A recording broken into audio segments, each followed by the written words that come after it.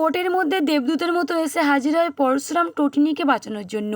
হ্যাঁ বন্ধুরা, পরশুরাম ধারাবাহিকে আজকের পর্বে দেখানো হয়েছে এদিকে টোটিনি আসে কোর্টে হাজির দিতে। আজকে টোটিনির বিচার, টোটিনি এবার শাস্তি পাবে।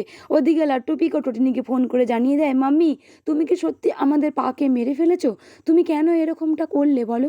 এদিকে টোটিনি কান্নায় ভেঙে পড়লো আর বলতে থাকে, আমি কখনোই এরকম করিনি, আমি তোমাদের পাকে মারতে পারি না, আমি তোমাদের পাকে ভীষণই ভালোবাসি।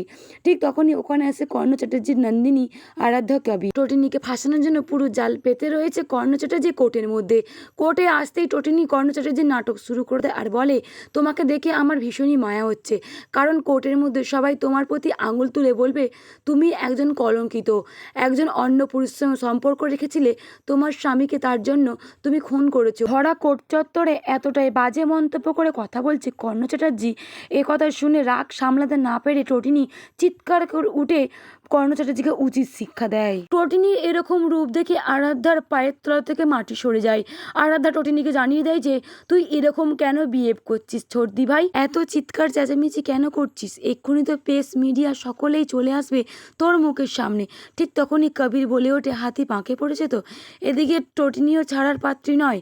টোটিনি কবিরকে উচিত শিক্ষা দিয়ে বলে, হ্যাঁ হাতি পাঁকে পড়েছে, চামচিকিতেও লাথি মারে। কোর্টের মধ্যে আমি প্রমাণ করে দেবো আমি নির্দোষ, আমার সঙ্গে কারোরই সম্পর্ক নেই। আর পরশুরাম বেঁচে আছে, ও ঠিক আসবে আমাকে উদ্ধার করতে, তোমরা দেখে নিও। এ কথা শুনে সকলের হোঁশ উড়ে যায়, পায়ের তলা থেকে যেন মাটি সরে যায়। কি করবে সকলে এবার? সত্যি কি পরশুরাম ফিরে আসবে টোটিনিকে বাঁচানোর জন্য? এদিকে টোটিনি দিল্লির অফিসে পাঠিয়ে দিয়েছে পেন ড্রাইভ, কারণ সেই পেন ড্রাইভেতেই এআই দিয়ে ছবি বানানো হয়েছে টোটিনিকে ফাঁসানোর জন্য। ঠিক তখনই নন্দিনী এসে জানিয়ে দেয় যে, ওই পেন ড্রাইভে কিছু হবে না, আইন চাই প্রমাণ, তোকে প্রমাণ দিতে হবে টোটিনি। নিজের দিদি এতটা বেইমান হবে, টাকাতে বিক্রি হয়ে যাবে, সেটা কখনই আশা করেনি টোটিনি। টোটিনি কাদের কাছে বোকার মতো দাঁড়িয়ে দাঁড়িয়ে ক্রিমিনালদের কথা বলছে, যে গোটা পৃথিবীটাই দুষ্কৃতিতে ভরে গেছে। এদিকে বড় বড় ক্রিমিনাল তার সামনে দাঁড়িয়ে আছে। টোটিনি এত অপমান আর সহ্য করতে পারছে না। সকলে পিঞ্চ করে কথা বলছে নিজেদের লোকেরা। তাই তো বাবিনের গালে চড় মারতে যায় ভীষণই রেগে গিয়ে টোটিনি, আর বাবিনকে সাবধান করে দেয়। ওদিকে টোটিনিকে থামাতে চায় কর্ণ চ্যাটার্জি প্রেস মিডিয়ার কথা বলে। তখন এই কর্ণ চ্যাটার্জির ওপর রেগে গিয়ে চিৎকার করে উঠে বলে, এখানে প্রেস মিডিয়া কিসের? প্রেস মিডিয়া আসছে কোথা থেকে? ওদিকে কর্ণ চ্যাটার্জি প্রেস মিডিয়ায় খবর দিয়ে দিয়েছে, কারণ উঠে পড়ে লেগেছে আজকে টোটিনির পিছনে। এদিকে কবির টোটিনিকে বাজে মন্তব্য করে, পরশুরামের শ্রাদ্ধের অনুষ্ঠান করতে বলে আর নিজের চরিত্র শ্রাদ্ধ করতে বলে। এ কথা শুনে টোটিনি ভীষণই রেগে যায় আর কবিরের গালে ঠাটিয়ে এক চড় মারে। টোটিনির চরিত্র নিয়ে যে যে কথা বলবে সে এরকমই পানিশমেন্ট পাবে, সেটা ভরা কোর্টের মাঝখানে টোটিনি জানিয়ে দেয় কর্ণ চ্যাটার্জি কবির চ্যাটার্জিকে। টোটিনির এরকম ভয়ঙ্কর রূপ এর আগে কখনোই আরাধ্যা দেখেনি। তাই আরাধ্যা চিৎকার করে বলতে থাকে, তুই ওকে মারছিস কেন, তুই ওর গায়ে হাত তুলছিস কেন? এর আগে অনেকবার টোটিনির ভয়ঙ্কর রূপ দেখেছে কবির।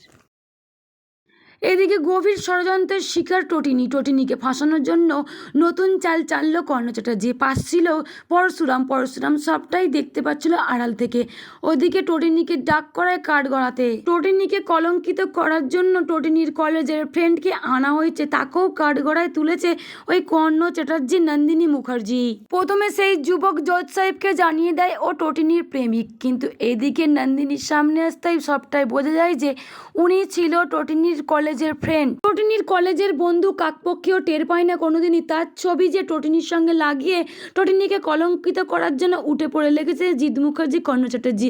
সেটা আজকে পরিষ্কার করে দেবে টোটিনির ফ্রেন্ড, কলেজের বন্ধু। তাকে দেখে প্রথমেই টোটিনির মাথা ঘুরে যায়, যে কিনা টোটিনিরই বন্ধু। এরকম কাজ কি করে করতে পারলো? টোটিনির সঙ্গে একই সঙ্গে কলেজে পড়েছে। সবটাই ছিল কর্ণ চ্যাটার্জির, জিৎ মুখার্জির সাজানো চাল। তাই তো সেও পাত্তা ফাঁদে পা দিয়েছে, টোটিনিকে ফাঁসানোর জন্য এগিয়ে এসছে। তার মুখ দিয়ে বেরোনো কথাগুলো শুনে টোটিনি ভীষণই রেগে যায়, কাঠগড়া থেকে লাফিয়ে গিয়ে তাকে ঠাটিয়ে এক চড় মারে। সকলে আর টোটিনিকে কেউ রুখে রাখতে পারে না, টোটিনি ভীষণ রেগে গেছে। এদিকে জজ সাহেব অর্ডার বললেও টোটিনি তাদের কোনো কথা শোনে না। শেষে কিনা পরশুরাম এবার এসে টোটিনিকে নির্দোষ প্রমাণ করবে। সকলকে একের পর এক জজ সাহেব পানিশমেন্ট দেবে। টোটিনির কথা শুনবে জজ সাহেব? টোটিনি একজন এরকম লড়াকু মেয়ে ফাইট করছে দেখে সকলে অবাক হয়ে যায়। টোটিনির এরকম রূপ এর আগে কখনোই এতগুলো মানুষ দেখেনি। তবে বন্ধুরা, জজ সাহেব কি টোটিনির হয়ে কথা বলবে? টোটিনিকে ছেড়ে দেবে, বাচ্চাদের কাছে যেতে দেবে? যদি এমনটা আপনাদের কেমন লাগবে অতি অবশ্যই কমেন্ট করে জানাবেন। সকলকে ধন্যবাদ।